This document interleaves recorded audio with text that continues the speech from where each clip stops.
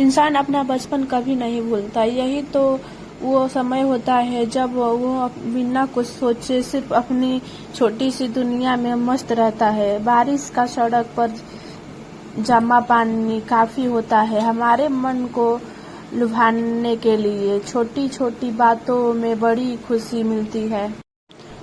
ऐसी कई बातें होती है बचपन की जो हमारे मन में बसी रहती है। उम्र भर पेड़ पर से गिरना, साइकिल का टायर पूरे मोहल्ले में घुमाना, किसी की डांट खाना, स्कूल टीचर गाली, मोहल्ले सब बसा रहता है।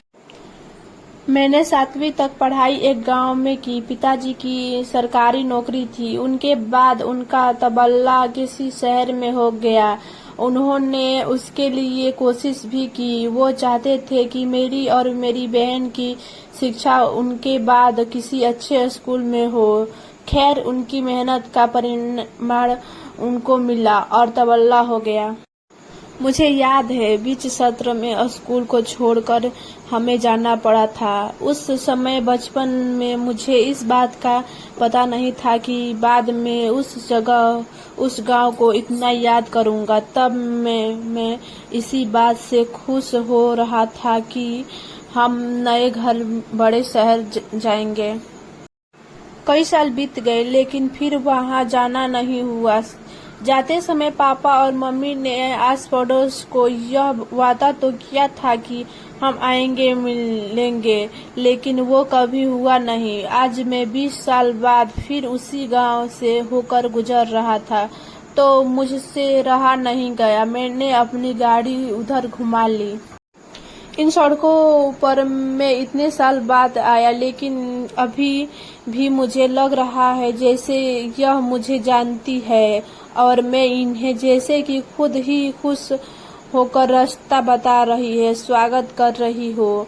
मुझे सबसे पहले अपना स्कूल देखने का मन किया, इसलिए मैं वहीं गया। स्कूल आज भी वैसा ही था। कई बार शायद सिर्फ रंगाई पुताई हुई होगी, लेकिन एक बाथरूम के अलावा नया कुछ भी नहीं बना शायद।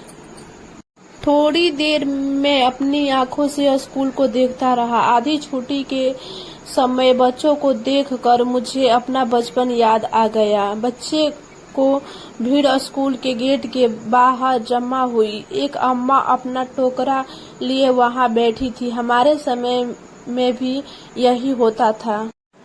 हम लोग भी ऐसे ही जमा हो जाते थे। टोकरा लिए हमारे समय पर कोई आता था। टोकरे में खट्टे मीठे बहुत सी तरह तरह की चीज होती थी। उन्हीं यादों को फिर से एक बार जीने के लिए मैंने भी उस अम्मा के टोकरे से कुछ लेने को सोचा। मैं फिर एक बार बच्चा बन उस अम्मा के टोकरे की ओर चला। बच्चों के हाथों के बीच मैंने भी अपना हाथ उस अम्मा की ओर किया। अम्मा ने ऊपर मुंह कर मुझे देखा और पूछा कि क्या चाहिए। चेहरे पर झुर्रियां, आंखें को मीच कर बार बार वो देखती थी। चेहरा मुझे जाना पहचाना लगा। मैंने पहचाना कि यह वही है जो हमारे समय पर भी आती थी। पहले से ज्यादा बूढ़ी हो गई थी, इसलिए मुझे पहचानने में थोड़ी समय लगा।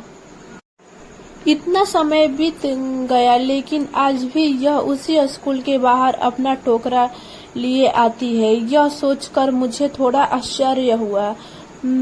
समय जैसे उनके लिए रुक गया हो। बचपन में उनसे बात नहीं की, बस जो चाहा वो लिया और खाया। आज उनको देखकर उनसे बात करने को मन किया। वो मुझे नहीं पहचानती शायद, लेकिन मुझे लगता है मैं उन्हें अच्छे से जानता हूँ। कुछ देर में इन्हीं ख्यालों में तब तक स्कूल की घंटी बजी और उनके आसपास मंडराते बच्चे वापस अपनी क्लास की ओर भागे। अम्मा भी अपना सामान समेट रही थी। मैंने उनसे कहा, अम्मा आप अभी तक आती हैं, हमारे समय में आप आती थी। उन्होंने अपनी हिलती गर्दन और झपकती पलकों से मेरी ओर देखा।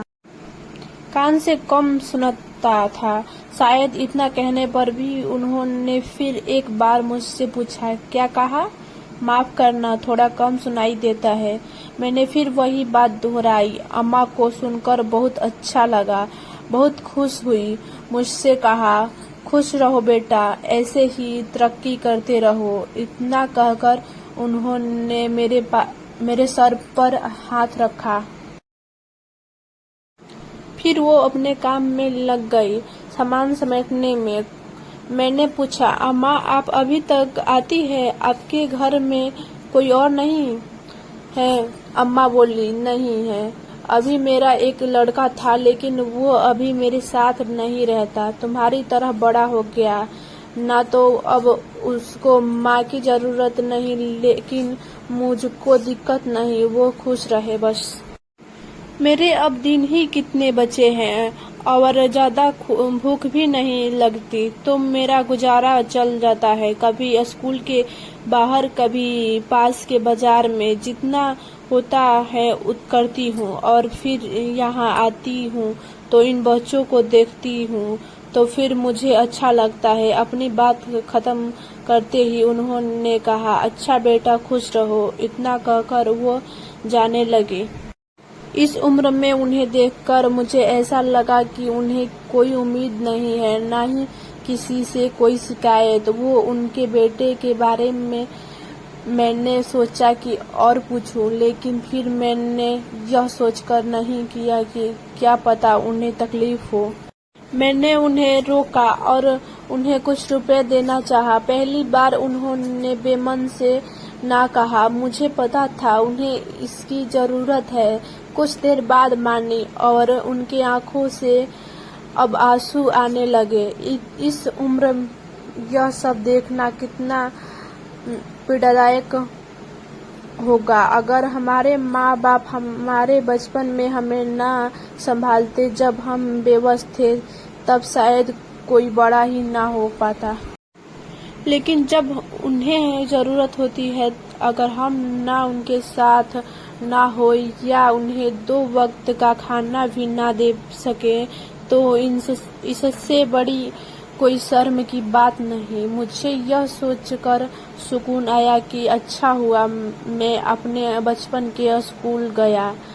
मैं कोशिश करता हूँ हर महीने उन्हें कुछ रुपए भिजवाने की। आपको यह कहानी कैसी लगी, हमें कमेंट कर जरूर बताएं। इसी तरह की अच्छी कहानियाँ आप यहाँ पर सुन सकते हैं। यहाँ उपस्थित शिक्षाप्रद कहानियाँ आपका मनोरंजन करने के साथ दिशा भी देगी।